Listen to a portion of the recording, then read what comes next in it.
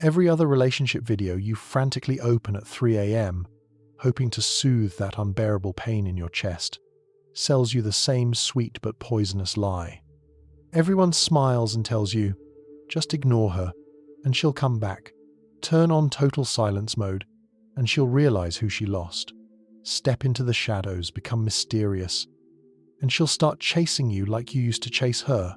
And do you know what the real tragedy of this moment is? Most of you, after listening to this advice, will crash and burn. You won't just fail to get her back, you will incinerate even those tiny, ghostly chances you had left to preserve a shred of dignity. Not because the method itself is wrong. On the contrary, the principle of detachment, the principle of scarcity, and the principle of least interest have worked flawlessly for thousands of years of human history. It is the foundation of social dynamics. You will fail for a different reason. You are applying this powerful tool with a victim mindset, for false reasons, with trembling hands, and with an absolutely distorted understanding of the mechanics of the process. You think that silence is a magic button to undo the breakup or return everything to how it was. You perceive ignoring as a cunning trick, as a manipulation designed to make her suffer, miss you, and repent. This is a fundamental, fatal error. As long as you are thinking about how to influence her, as long as you are calculating her reaction, you remain her servant.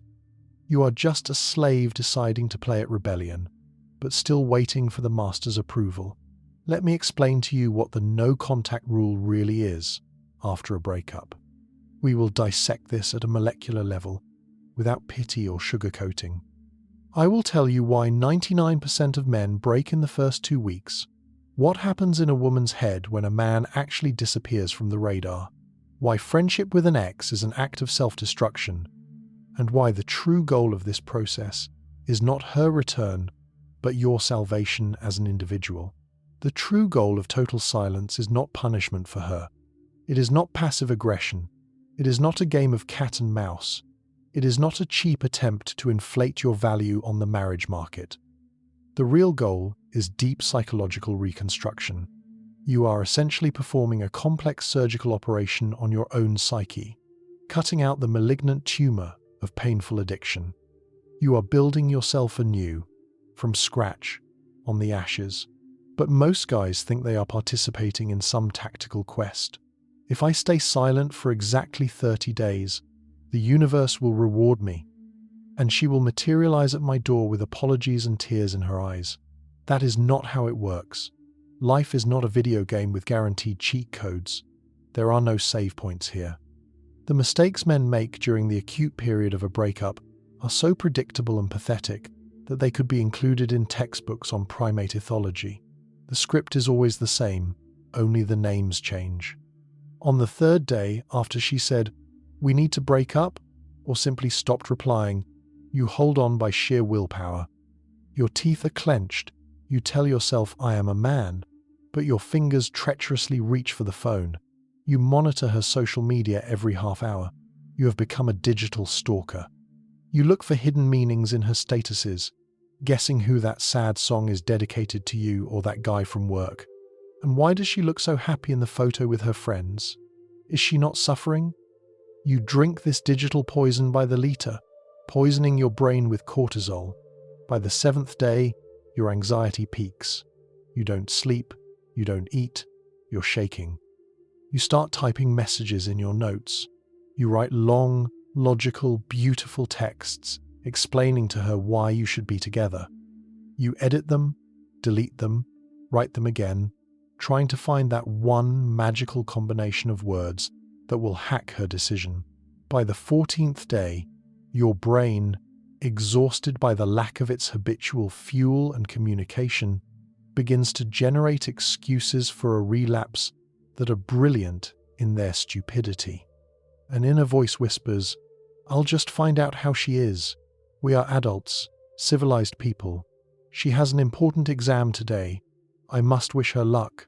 Otherwise, I'll look like an offended child. I need to pick up my old t-shirt." It's a great excuse to see each other. And by the 21st day, when it seemed the peak of withdrawal was past, you capitulate completely. You send some weak, sticky message. Hi, haven't heard from you in a while. Hope you're okay. Congratulations, you just reset the timer. You pressed the reset button strapped to your body.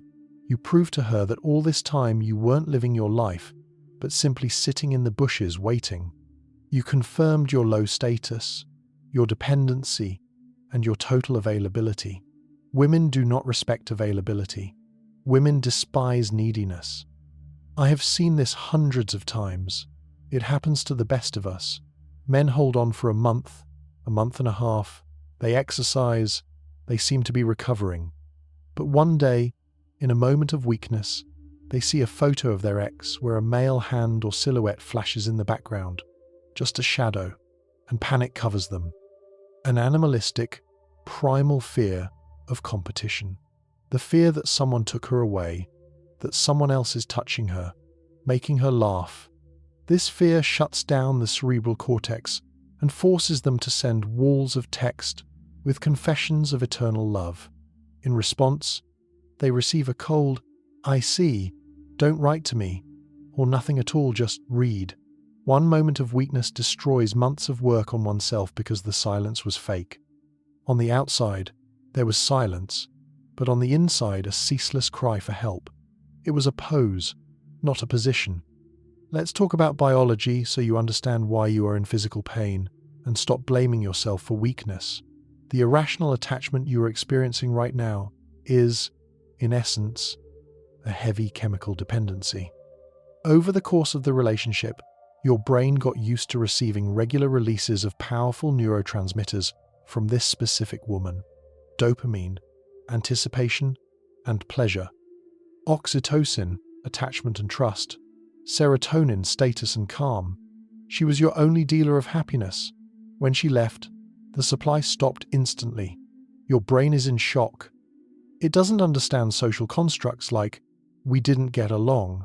It understands only one thing: the source of life has vanished. Classic withdrawal syndrome begins. Shaking hands, intrusive thoughts, inability to concentrate on work, insomnia, chest pain. This is not the great love poets write about.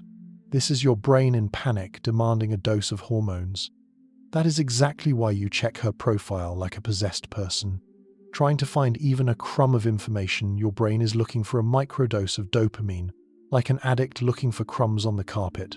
You must realize, you cannot make adequate, balanced, masculine decisions in this state. Your perception of reality is distorted. You look at the world through the prism of scarcity. The therapeutic aspect of detachment and total ignoring lies precisely in surviving this biochemical storm. Every day without contact, every time you slap your own hand and don't write to her, you are building new neural pathways.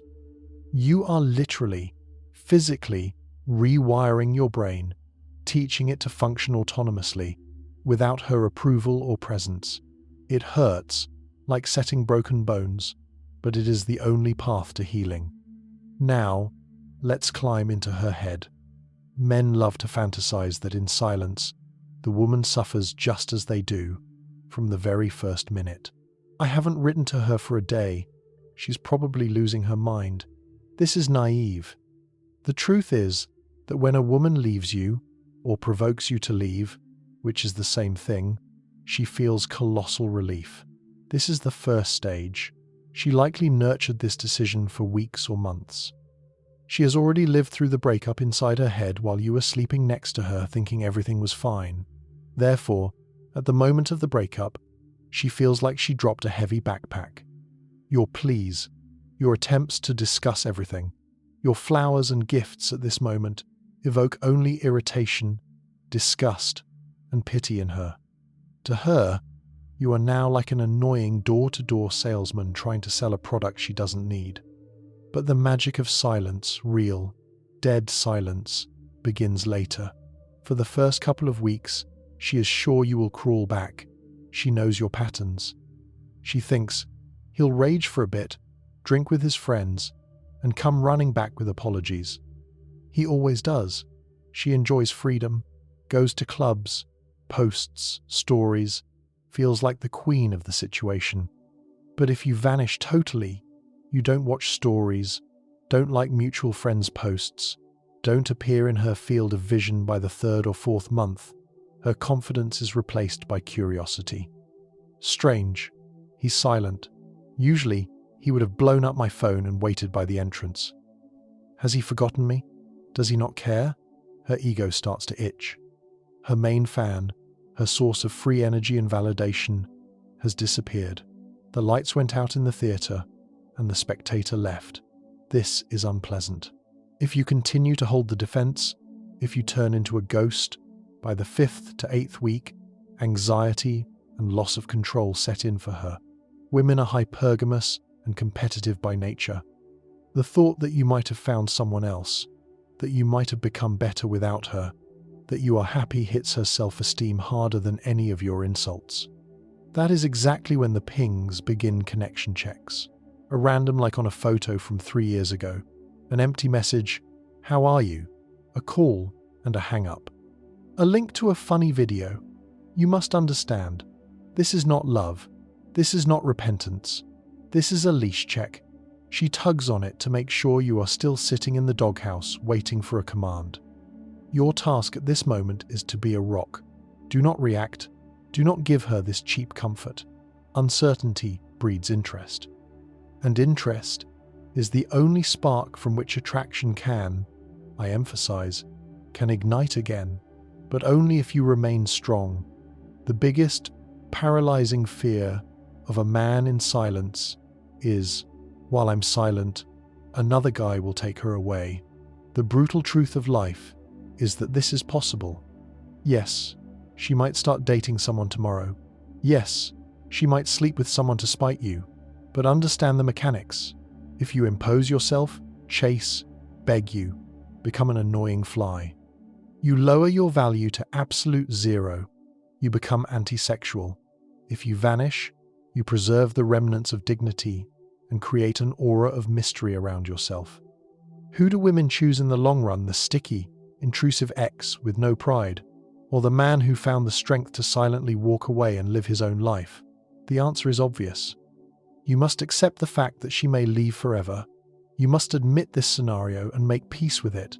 The illusion of control is destructive. You think you can calculate the perfect moment to return, choose the perfect words, but you can't. You are dealing with the chaos of human emotions. The only thing you control in this world is yourself, your actions, and your reactions. Using silence only as a manipulation to get her back is a failure because women sense intent. She will smell the scent of your neediness, even through the phone screen. If you are silent but still monitoring her, you are broadcasting the energy of need. You are still making her the center of your universe, just observing her from orbit. So what should you do while time passes? Many ask. I deleted her, blocked her. Now what? Sit and stare at the wall? No. Time without action doesn't heal. You need a tough, effective protocol for survival and development. First, physical overload. Your body is currently overflowing with stress hormones, cortisol, and adrenaline. You must burn them out. Gym, heavy weights, boxing, running, CrossFit, anything, but to total exhaustion. You need to get so tired that in the evening you fall and black out, having no energy for thoughts of her. Endorphins from sports are the only thing that can currently replace the dopamine from the relationship. Second, total information blockade. Delete chat histories. Hide or throw away all photos together. Remove all her gifts, t-shirts, toothbrushes from sight. Every object is a visual trigger that starts a chain reaction of pain in your brain. Don't pick at the wound. Third, social expansion. Your wounded animal instinct tells you, hide in a hole, be alone, suffer. This is a trap. Solitude is your enemy right now. Go to people. Friends, new groups, networking, professional gatherings. You need to see with your own eyes that the world is huge, that it is full of people, full of beautiful women, full of opportunities. You need to destroy the tunnel vision where only she stands at the end. Fourth, professional and financial sprint. Direct this aggressive, furious energy of pain and anger into work. Anger is excellent fuel if you pour it into the right tank. Make money, launch a project, get a promotion. Success is the best antidepressant and the best makeup for a man. If you do everything right, if you withstand this marathon, she will most likely, in 80% of cases, reach out. And here, 9 out of 10 men make a fatal mistake, losing a one game. Receiving a banal hi or miss you, they internally rejoice. It worked. She's mine. And immediately reply, hi, I'm so glad. I missed you too. Let's meet. Bam. You lost. You instantly flushed all accumulated value down the drain. You showed that you were sitting and waiting for her whistle. You must understand that these messages are just echolocation. She throws a pebble into a dark cave to check if that monster who loves her is still sitting there. Your reaction must be emotionally neutral, the grey rock method. You are polite, brief, and busy. No follow-up questions, no emojis, no emotions. She, hi, how are you? You, after 4 hours, hi, everything's great, lots of work, hope you're doing well too, period. You mirror her, but with a lower degree of intensity. Before, you jumped for joy, but now you are cold, calm, and slightly detached. Exactly this behavior, the behavior of a man who has his own life, breaks her pattern. It makes her look at you not as a backup airfield, but as a riddle, as a man she no longer controls. And women go crazy for what they cannot control. But let's look even deeper. Why do you need all this? What is the ultimate goal? To get back the girl who dumped you? Seriously? To get back the person who at some moment looked at you and decided that her life would be better, brighter, and happier without you? To return the one who was ready to risk your past for a ghostly future with someone else? The true meaning of the silence period is the destruction of your old personality. That guy who humiliated himself for crumbs of attention must no longer exist. That guy who feared loneliness must change. In his place, a new man must arise, sovereign, autonomous, tough, and whole. Internal sovereignty is a state where no one's behavior determines your mood, when no one's opinion determines your self-esteem, when no one's presence is a mandatory condition for your happiness. You become a separate state with your own borders and resources. You are not looking for a half, you are a whole yourself. The greatest paradox of relationships lies in the fact that you get a woman and keep her only when you do not need her for survival. As soon as you are ready to stand up, turn around, and walk away at any moment, being absolutely happy alone, she starts holding on to you with a death grip. The weak are drawn to the strong. The needy are drawn to the abundant. A woman wants to be an addition to your cool life, not the center of your pathetic life. Become abundant. Become the one who chooses, not the one who is chosen. Acceptance of loss is not defeat. It is the greatest liberation. Shift the paradigm in your head. Losing toxic relationships, losing neurotic attachment, losing a person who doesn't value you is a win. It's like losing excess fat or getting rid of a parasite. Every closed door frees up space for something new. But you will never see this new space while you are banging your forehead against a closed door, begging to be let back into the past. Pain is fuel. It is pure energy. If you direct it into destruction, whining, stalking, it will burn you. If you direct it into construction, sports, business, creativity, it will turn you into a rocket. Look at the biographies of great people, politicians, businessmen, creators.